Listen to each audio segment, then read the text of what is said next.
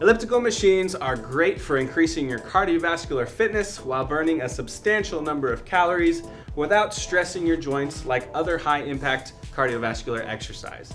They also provide the added benefit of training muscles in both your upper and lower body. Before getting on your machine, make sure the foot platform is rotated in the downward position. Step onto the foot platform while holding on to one of the handles to support yourself while you mount. During your workout, you should focus on 3 body positions: hands, posture, and feet. Hand grip should be at or below shoulder height with a firm, full grip.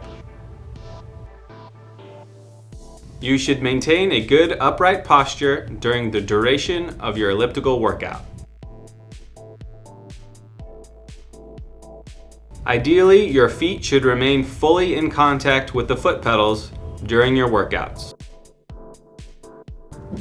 Gripping the handlebars too high could cause the shoulders to elevate, which could put them at risk for becoming tight and may lead to strain in the neck and shoulders.